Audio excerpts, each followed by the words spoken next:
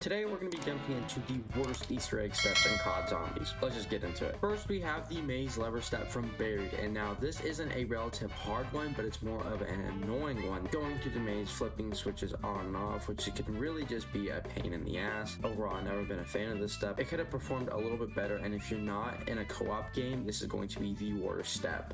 Next we have the planet step from Voyager to Spare, and I don't know if this is just me, but every time I do this step, I want to blow my brains out. This step is damn near impossible unless you have homunculus, and honestly I don't like shooting planets in the sky. It doesn't really have to do anything with zombies. It is a unique step nonetheless, but is one step that often just gets really annoying, mainly because you just have to constantly look up at the sky unguarded from the surrounding zombies. It could have been planned out better. It's a little bit more bearable in co-op, but when doing this in solo, it really is the worst step ever. Overall, I thought this step could have been planned out a little bit better. It is also damn near impossible doing this without the Helion Salvo. Oh boy, we have the Wisp Step from Eisendrache, and this is probably the most tedious, annoying step in Black Ops 3 as a whole. The main problem with this step is it's not the exact whips themselves, it's just relatively annoying to travel across the map and often have this step be glitched out. If you charge your bow too much, it will crash the wisps and then you'll have to restart, going on for rounds and rounds. And if you're unaware of this glitch because you're a new beginner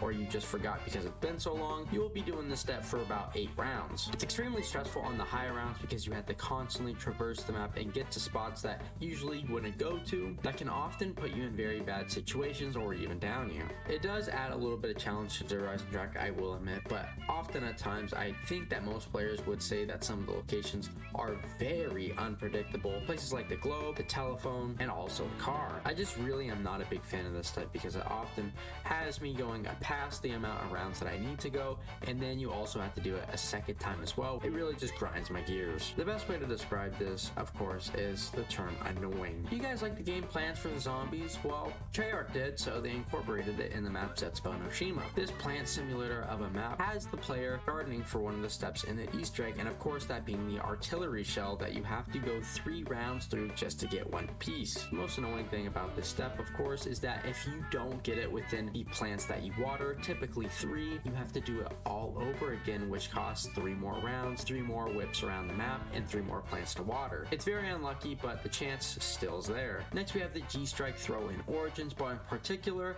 we're talking about the process of getting G-Strike grenades. It's relatively easy. You have to melee and kill zombies, but if you're doing this on a later round, more in like the 10s to 15s, it's going to be damn near impossible without the Gobblegum Killjoy. And if you're doing this on BO2, you might as well just shoot yourself in the foot because there's no way you're going to be meleeing zombies on round 12. And on top of that, you have the chance to have to run back and forth because you can step in the mud and taint the rock that you cleansed. It's really annoying, and honestly I just dislike it quite a bit because you have to run around the map, and if you live under a rock, Origins is a pretty big map. Our next Easter egg step that is annoying is of course the Blood of the Dead Spectral Birds. This step has the player running across one of the biggest maps in COD Zombies, and of course using a shield for half of the Easter egg. And on top of that, you have to have charges within that shield, and if you're at the end of the round, because there's no way in hell that you're going to be able to do this mid-round and you don't have enough charge, you have to flip the round and go even higher. It gets really irritating, and most of the time players don't even do this Easter egg mainly because of this step and its challenges on top of it. Overall, it was an unnecessary addition, and really it could have been done way better. The last and final most annoying step in COD Zombies has got to be the Moon, QED, and Gersh device steps. The steps themselves aren't necessarily hard, they're relatively easy, you just point and throw, but it's more the fact that you have to get the Gersh device, QED, and then the Gersh devices again. In a co-op game, this is not relatively hard, but when you're playing solo or trying to speedrun, this could get in the way constantly because you have to roll them back and forth. To complete the Moon Easter egg, you have to have a 3 in 72